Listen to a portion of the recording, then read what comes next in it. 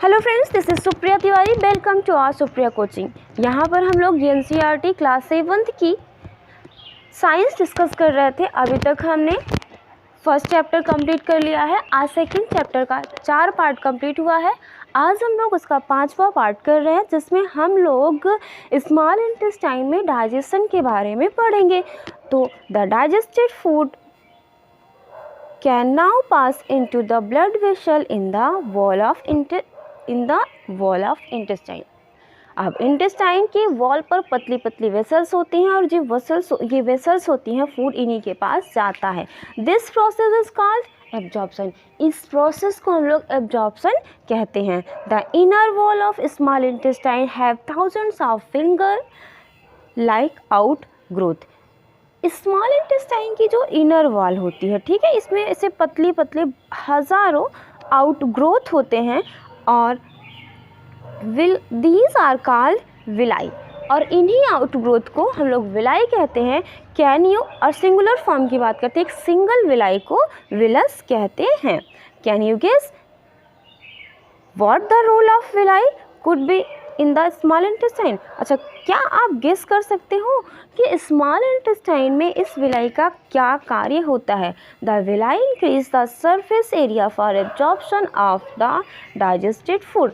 अब जो विलाई होता है, ये स्मॉल इंटेस्टाइन के सरफेस एरिया को बढ़ाता है, जिससे फूड का एब्जॉर्प्शन हो सके। Each villus has a network of thin and small blood vessels close to its surface. अच्छा, प्रत्येक विलस एक में पतले से ऐसे नेटवर्क की तरह पतले पतले बहुत सारे ब्लड वेसल्स पाए जाते हैं, और ये सरफेस के काफ़ी क्लोज होते हैं।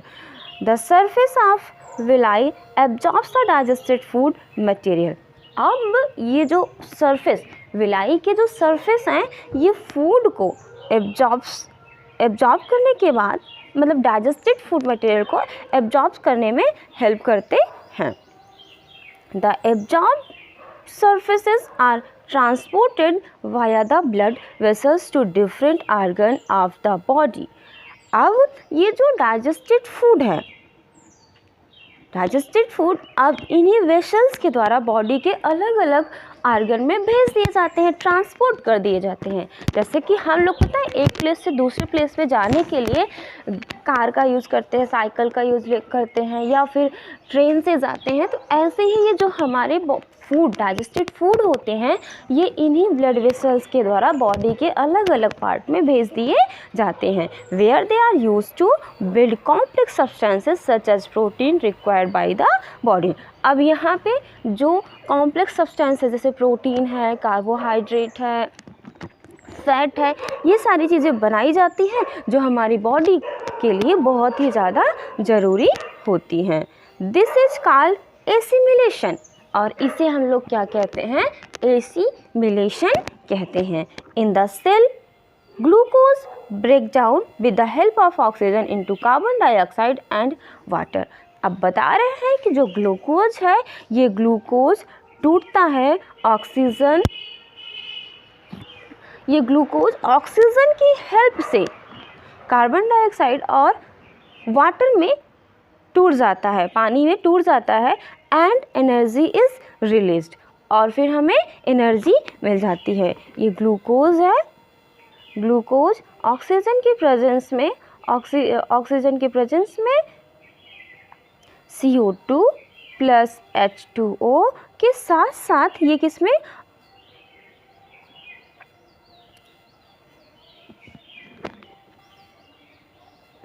the food that remains undigested and unabsorbed enters into the large intestine।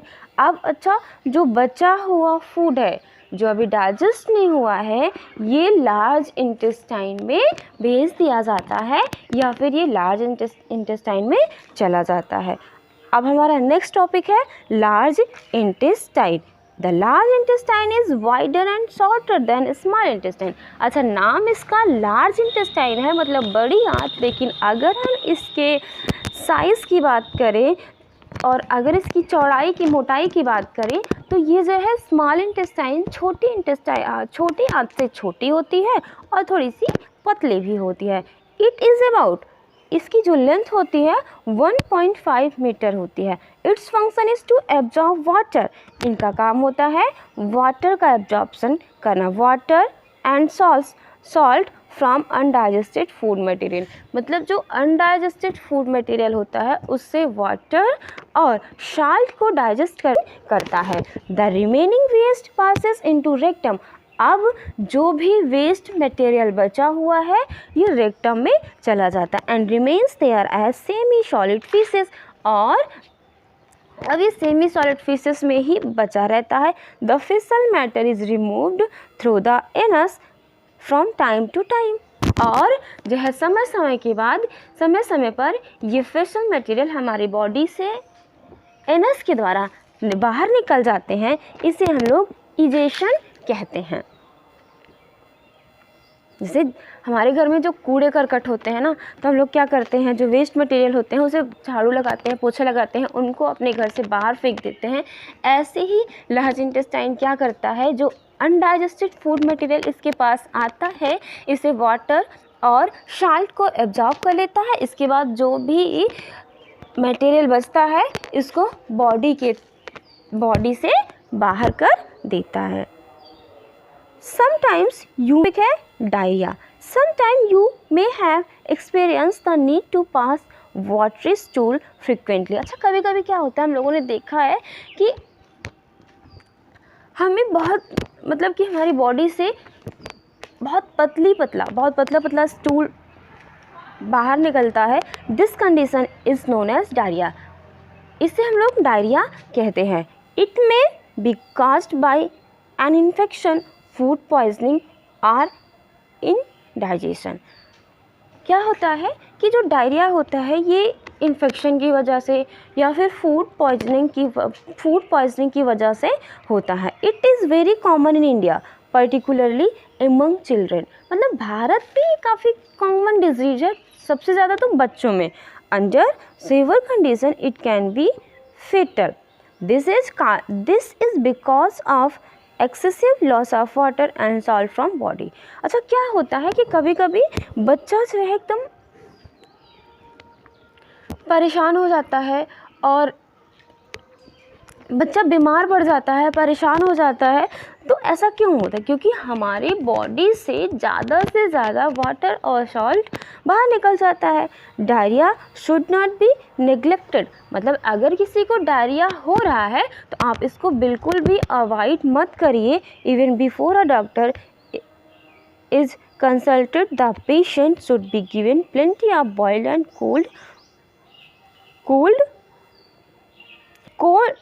cooled water with a pinch of salt and sugar dissolved in it.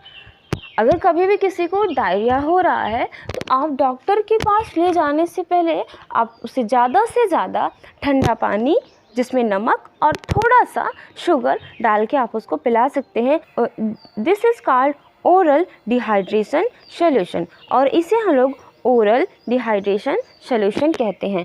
Thanks for watching this video. अगर video पसंद आई हो please like, share and comments. Thank you.